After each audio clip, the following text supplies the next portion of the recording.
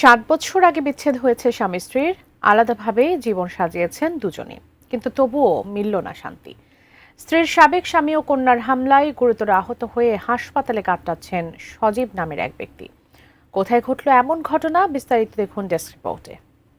আমার হাতে একদিন লাগাইছে, গরম বাতের উপর থেকে চেনি যে এখন আমার স্পট। মৃত্যুর প্রাক্তন স্বামী ইউসুফ মিয়া ও মেয়ে ইয়াসমিন আক্তার ইমির হামলায় গুরুতর আহত হয়েছেন সজীব নামের এক ব্যবসায়ী। শুক্রবার সন্ধ্যা ৭টার দিকে নারায়ণগঞ্জে ফতুল্লার ভুইগড় এলাকায় এ ঘটনাটি ঘটে।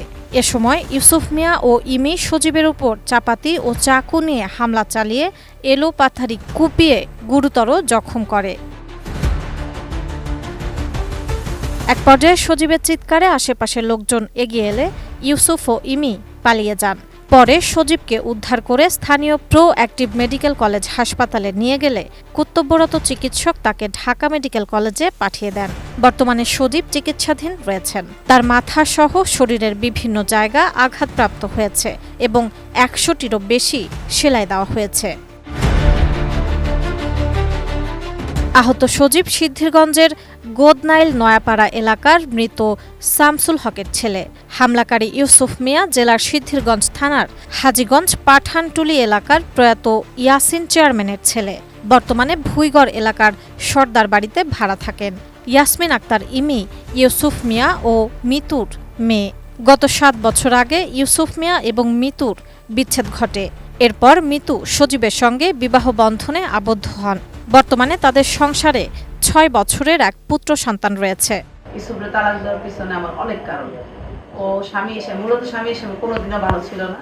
হ্যাঁ, গত 18 বছর ওর সাথে সংসার করেছে। 18 বছরের মধ্যে 18 বছরই ও খারাপ স্বামী নামেই পরিচিত আমার কাছে, এবং সারা জীবন ওরে দেওয়া কোনো দিক দিয়ে শান্তি পাওয়া যায়নি। হ্যাঁ, ও তো একটা বদমেজাজ ছিল, চামা। আর ভালো ভালো কাজ করলো, বস্তু সবটাই মানে সন্দেহর কোনো শেষ ছিল না। হ্যাঁ, আমার যতটুকু বয়স এর আগে আমার বুড়ো হইতে হইব, আমি অষ্টমে যাই মানে কোনো কিছু করতে পারবো না, ওই জায়গা দিয়ে চুপি দিয়া থাকবো। নামাজ পড়লে কার লেখা দোয়া করস। হ্যাঁ, তুই এত সাজবিকে কার দেয় বা তোর চুলে এখনো পাকতাছে না। হ্যাঁ, তারপর একদিন শেষ মুহূর্তে এগুলি হইতে শেষ মুহূর্তে আমার হাতে একদিন লাগাই দিছে, গরম আর কি, বাতের উপর থেকে চেনি যে এখন আমার স্পট আছে। হ্যাঁ, কিন্তু কতক্ষণ পর আবার না আমি এটি করিনি, বদমিজাজ মানে কারা করে। আর চামানের দুনিয়ার শেষে একটা ভালো কথা কোনোদিন ভালো কথা উত্তর পাইনি। মানে কোনো কিছু কইলেই টাকা আছে না, টাকা দিয়ে কর, টাকা দিয়ে মানে সব কিন, আমার কি দরকার, টাকা দিয়ে সব কর। মানে বেদবের চরম। শুধু আমার সাথে না, ওর সাথে যতজনের সাথে কথা সবাই একই কথা কইতো যে ওই একটা বেদব, একটা চামা, ভিতরে কোনো মনুষ্যত্ব বোধ নেই, কোনো শিক্ষার কোনো গুণই নেই। ঠিক আছে, আর অসভ্য শেষ। ওরা ছাড়ার পিছনে আরো কিছু কারণ, আর এরকম বদবিজয়ের সাথে কেউ থাকতে পারে না। হাত তুলতো, লাস্ট পর্যায়ে অনেক হাত তুলতো মানে তখন না পারতে হয়তো বা সজীবের সাথে সম্পর্ক এটা আমার স্বাভাবিক। এত মাধ্যমতা অন্য জায়গায় শান্তি একটু খুঁজবো, এটাই স্বাভাবিক। গুরুতর আহত সজীবের স্ত্রী মিতু জানান, তার প্রাক্তন স্বামী ইউসুফ মাদকাসক্ত ছিলেন। তিনি মাদক সেবন করে তার সঙ্গে প্রায়ই খারাপ ব্যবহার করতেন এবং মারধর করতেন। তিনি এই অত্যাচার থেকে রক্ষা পেতে ইউসুফকে তালাক দিয়ে সজীবকে বিয়ে করেন। বিয়ের পর থেকে ইউসুফ বিভিন্ন সময় মিতু ও সজীবকে মেরে ফেলার জন্য কয়েকবার হামলাও চালান। সবশেষ রোজা ও ঈদকে কেন্দ্র করে মিতু স্বামী সজীবকে নিয়ে ভুইগড় এলাকায় বাবার বাড়িতে বেড়াতে আসেন। তিনি আরও জানান, হামলার ঘটনায় সজীবের পরিবার থানায় মামলা করার প্রস্তুতি নিচ্ছেন। সজীব কোনোদিন নিজের ইচ্ছাকৃতভাবে আমার সাথে জড়ায়নি, আমি জড়াইছি বিদায়ী সজীব আমার সাথে জড়াইছে, এরই সত্যি কথা। আমার বাঁচাইতে গিয়ে ও এ পর্যন্ত আসছে, সজীব আমার বাঁচাইতে গিয়ে এমন হয়েছে। আর মূলত স্বাভাবিক, যেহেতু একটা আবেগটা হয়ে গেছে, স্বাভাবিক, সবাই বোঝে এগুলি। আর ওই জিনিসটা যদি অপূর্ণ করতো তো আমার দুজনে এরকম করতে হইতো না। ওর কারণেই জিনিসগুলো এতটুকু করাইছে। আর এই সজীব যতটা ক্ষতিগ্রস্ত যতবারই এসছে, এই ইসুপ করে এসে ও নিজে আমার ছাড়বো, বারবার করতো চলে যা, থাকার দরকার নেই আমার কাছে, তোর কাছে থাকলে আমার সন্তানরা সব খারাপ হইব। আবার যখন আমি সজীবের সাথে সম্পর্ক জানাইলাম তখন আবার বাধা। ওই নিজে বলছে, আবার অনেকবার আমার বাবা মার সামনে বলছে, তুই আমার ছেড়ে যান না, আমার সন্তানগুলি তোর মতো খারাপ হইব। কি খারাপ হইব?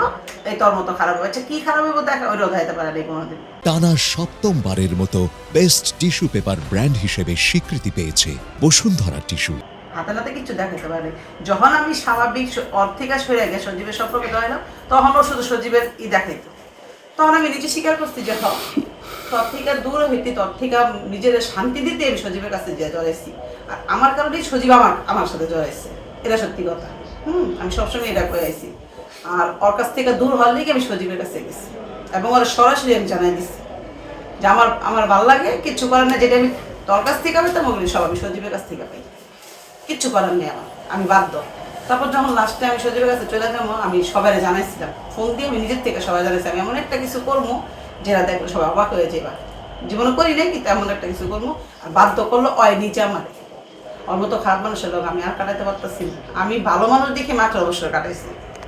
তারপর সজীবের সাথে যাই হোক, আমি একটা পর্যায়ে চলে গেছি, নিজেই চলে গেছি। সজীব আমার বাসার থেকে নিয়েও যায় নাই, সজীব আমার বলে না যে তুমি আইসা পড়ো।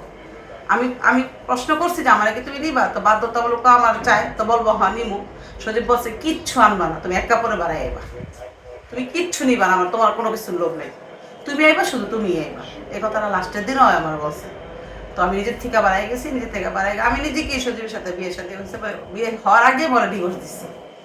হ্যাঁ, ওরা আমি ডিভোর্স দিয়ে দিচ্ছি। কতদিন আগে? 6 বছর 9 মাস আগে, 7 বছরই ধরেন, মানে 7 বছর আগে আমরা ডিভোর্স দিয়ে দিচ্ছি। ডিভোর্স দিয়ে আমি সজীবের কাছে একদম সুন্দরভাবে যেভাবে বিয়ে হয় ওইভাবেই হয়েছে আমাদের। তারপর ওর সমস্যা শুধু ও সজীবরে মার্ডার করবো, আমারে বিধবা করবো, ওর একটাই সমস্যা, আমারে সারা জীবন তিলে তিলে মারবো। হ্যাঁ, তো তিলে তিলে মারলে জায়গায় জায়গায় যায় আবার কান্না করছিস কেন? দেখেন কেউ আমি টাকার বিনিময়ে নিমিত্র এনে দিতে পারেন আমার কাছে।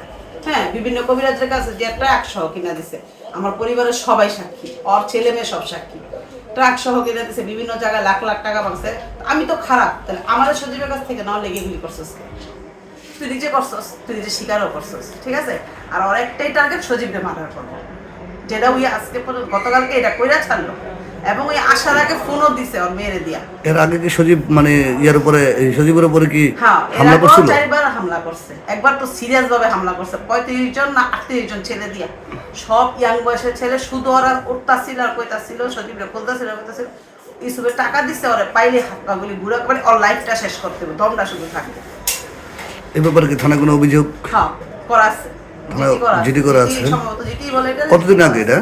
এটা হইলো আপনার 5 বছর, 5 থেকে 6 বছর। 5-6 বছর আগে।